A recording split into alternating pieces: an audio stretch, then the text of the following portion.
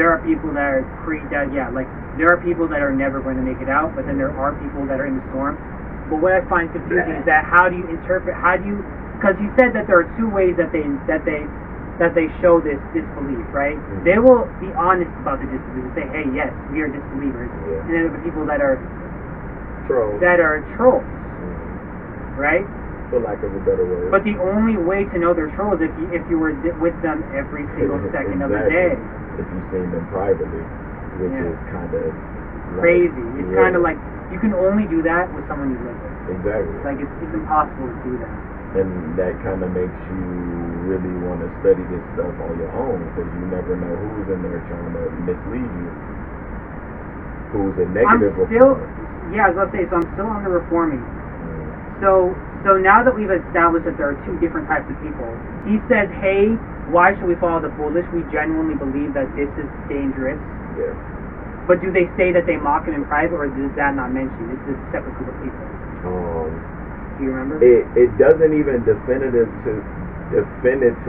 say that they're two separate groups of people. It just seems like they're separate groups of people because of their actions.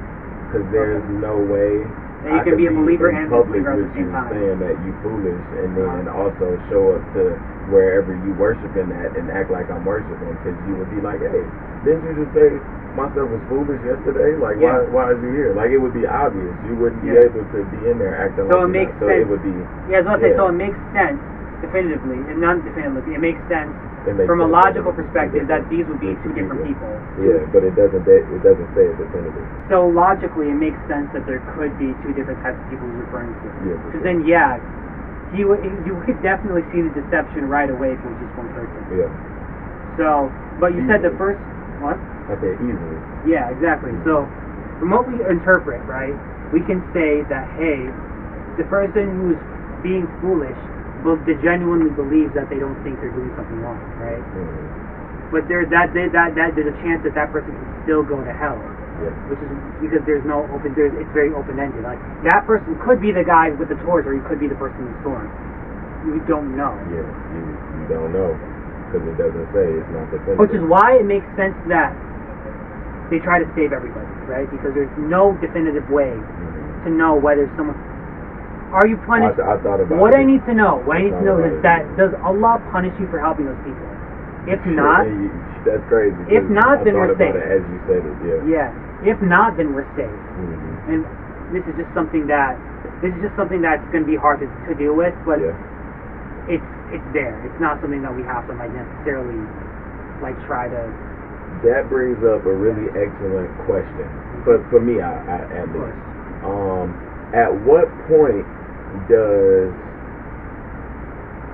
not doing what Allah says or doing the opposite of what Allah says become sin? Because it says don't even bother trying to save those people. But it's not a sin to not do that. He doesn't say it's sinning. Exactly. So the question, at what point does it become sin? Does he have to explicitly say these things are sin? He does say that. He'll say, hey, this thing is a sin. Yeah. Okay. So from what we know right now, it's definitely not a sin to save those people. It's just he's saying it's a waste of time. Yeah. But it's definitely someone. But if he's definitely planting these people there, it makes sense that it could be to strengthen faith, or he's just having fun, like you said. Because from how he's interpreting it, there are two ways you can interpret it. A, he's trying to help someone strengthen their faith, and then B, there's someone who's trying to play games with you because there's some reason why he wants to do it, but it's not necessarily to strengthen faith. He's just saying it's a waste of time right now. What I can't accept is that there are people predestined for hell, and that those people can't be saved, which sucks. Yeah. But it's something that he said himself, so I can't necessarily deny it. You know what I mean? Let's say that for sure. But that doesn't necessarily mean that God is evil. He just made people that are definitely going to hell no matter what they do. I don't think that makes God evil, but I do. It doesn't. I'm saying that's the thing. It does. Yeah, I was agreeing. People are gonna. I don't think that makes God evil, but I do think that makes God unfair, or in a sense. At the very least,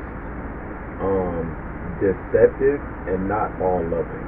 Because there's no way that you could make people, predestine people, for hell, or blind people indefinitely due to their disbelief. It does seem like a very extreme punishment. Yeah. It just, I'm not hearing all loving in there, and I'm not hearing fair. Fair is letting a person live out their life and make their decisions, and then after they die, you judge them based on their actions, because there's nothing more you can do after you die. There's no more decisions you can make. There's no more reasoning for you to have. So that for the sake of neutrality, for the sake of neutrality, that could be a fair point, right? But yeah, there are a lot of people that this is like a very big critique of Islam. So what he's saying isn't necessarily entirely false, right? But on the flip side to that, yes, he might be unfair, but we don't know. But we don't know if these people are malicious in their intent to be, or does it say they're malicious? Like, are they purposefully doing this? One group is, one group isn't. One group is sincere. So how would it be unfair? And they don't want to so for the sake of neutrality and for the sake of being a devil's advocate, how would it be unfair if they're punishing someone who's definitively being malicious? Those group of people aren't going out of their way to be malicious, and it makes sense for them to be punished because they're trying to hurt people. This is the nuance to it. That would go into the all loving category, because I would assume that as a father, now I know that God is above everything that we have here, but that's to say that the relationship should be more developed. So looking at a father-son relationship, if the son is disrespecting the father, mistreating the father, whatever it be, out of ignorance or immaturity, the father should have enough wisdom to be able to contain himself, to let his son come to maturity and understand that he's making mistakes.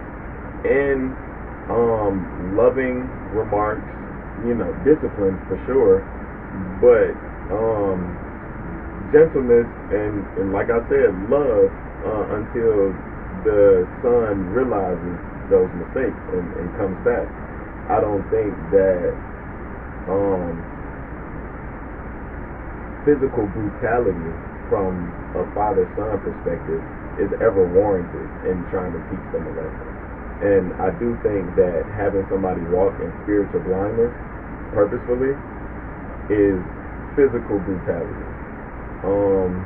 You're physically handicapping them, you think? Yeah, because God is not physical. God is spirit. So for you to use your spiritual abilities against me because I'm a disbeliever makes me feel away. I want to be neutral, but like he does bring up a great point. If I do find something for the sake of clarity and for the sake of actually making sure that people don't misinterpret what we're saying, because there are definitely going to be people, they might hear that specific clip and they'll think that we have malicious intent despite that not being the case. So I do really clip it. Yep. That's what they're gonna do. So I want to make sure that we have I want to make sure that before, like, I want to make sure that at some point I come around back to that, just so we can have another argument, because this is definitely open for interpretation. Yep. I don't want to completely make it seem like, okay, our intention is to be malicious, like I've said multiple times, because we still have to have that positivity in there for those people, so we can make sure that we're being responsible with how we're going about this. Definitely.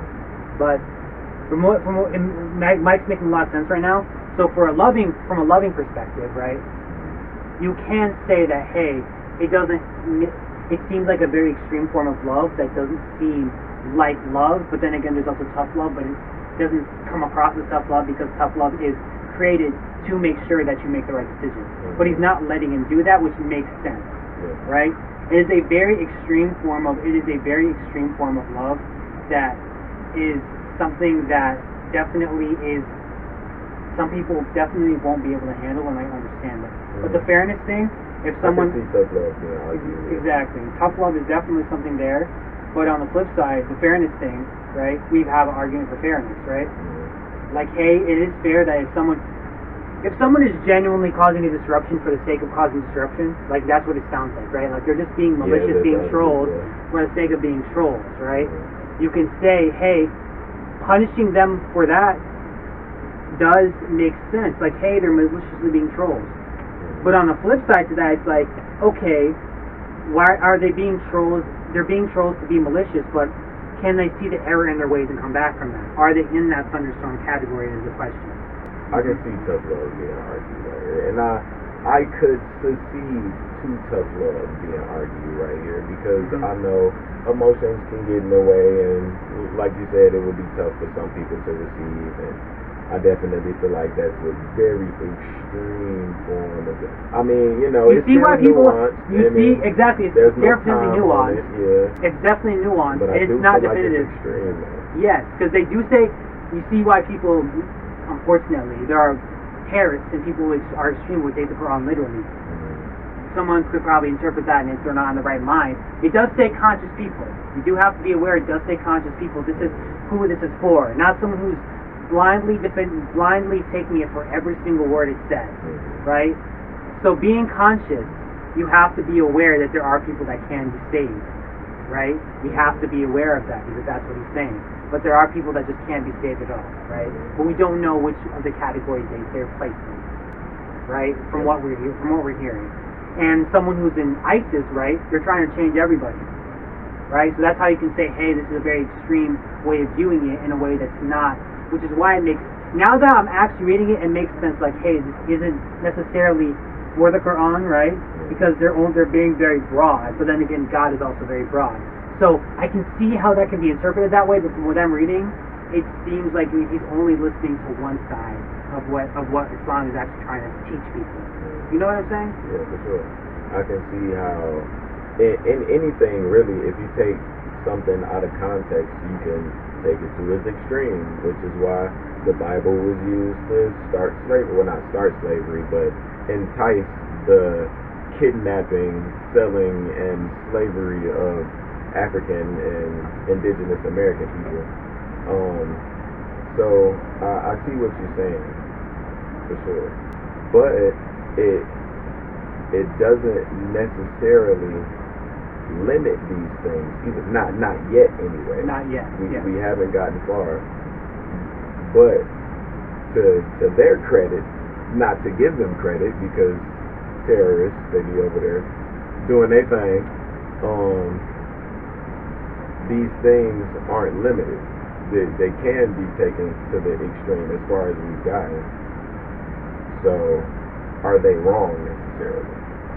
That's definitely a great question, but I can't answer that.